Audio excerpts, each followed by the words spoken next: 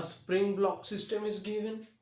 The spring has a constant of 2 Newton per meter, and the 2 kg block is attached to the spring, and the 1 kg block is moving with a velocity of 2 meter per second towards this 2 kg block, and it is going to hit it. The question says the block of mass 1 kg is moving with a speed of 2 meter per second and collides elastically with the block of 2 kg. After elastic collision, what happens? Do the two blocks move together in the same direction, or this block returns in this direction? A point of assumption. Here we have to assume something. Now, what next? The collision is such that the 2 kg block does not hit the wall. This block does not hit the wall. It just presses the spring.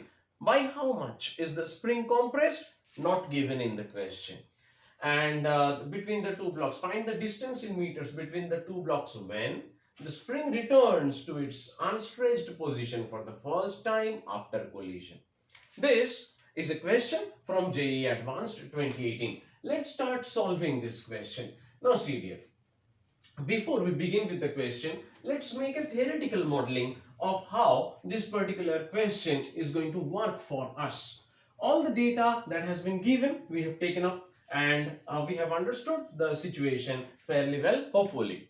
Now, first of all, this 1 kg block, let's say this 1 kg block before collision is having a velocity. Now, after collision, let's say after collision, when it just collides with this 2 kg block, when it just collides with this 2 kg block attached to the spring fixed up here, the 1 kg block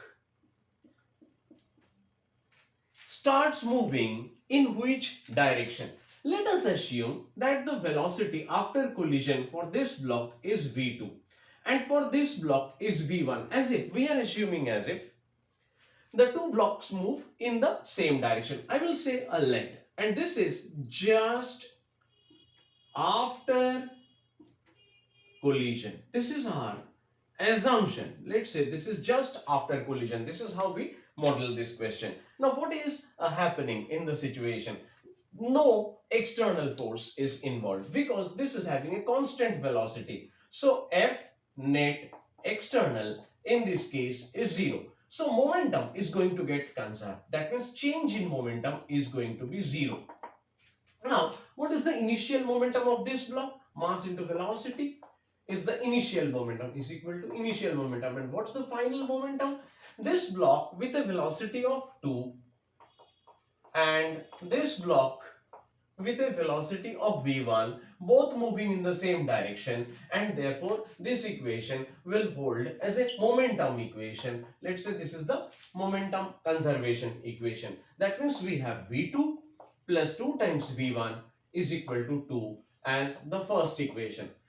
Now, this collision is of elastic type. This is an elastic collision. Now, in an elastic collision, usually two things are conserved. The momentum is conserved as well as the kinetic energy is conserved. Now, here, if we conserve the kinetic energy, if we say delta Ke equal to 0, then what will happen? The kinetic energy conservation will require the amount of velocity of this block before collision, which is 0, this block before collision 2 meter per second, that we have fairly well. Now, the amount of kinetic energy change of this block is equal to the amount of kinetic energy change of this block. No, it is not going to work. Why? Because this block is going to press the spring, and how much amount of compression happens in the spring is not given in the question. So even if we say change in kinetic energy is equal to the change in potential energy of the spring, still we do not have data on this particular aspect. So this idea will not work. Now, what is going to happen with this situation when kinetic energy or energy conservation does not work? Kinetic energy of this block and potential energy of the spring should match. They will match provided we have the amount of spring compression. We do not have it. Now, that means we have to go with the idea of coefficient of restitution. Coefficient of restitution equal to 1 for elastic collision.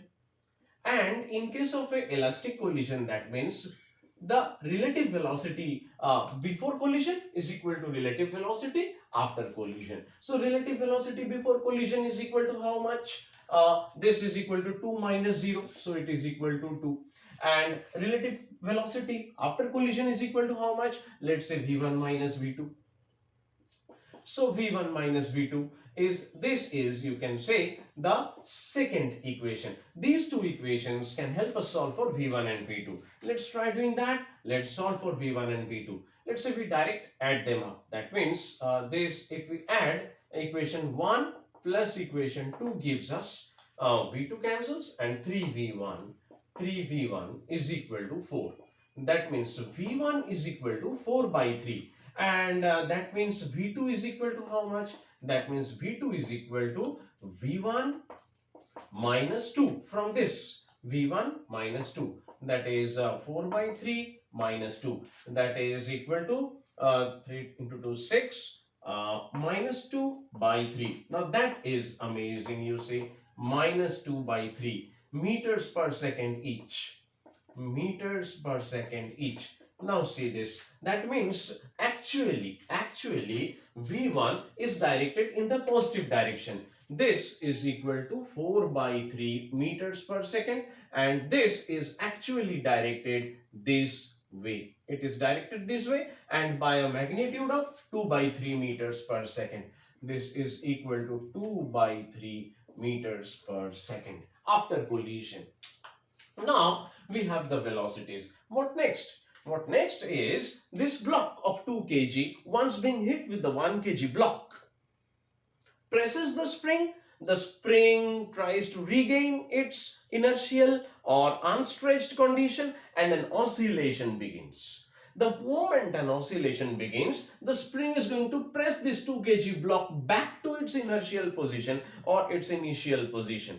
And then how much time is it going to take? This 2 kg block to get back from here to its initial position is going to take half the time period. And that means the amount of time taken for the 2 kg block to get back is equal to t by 2.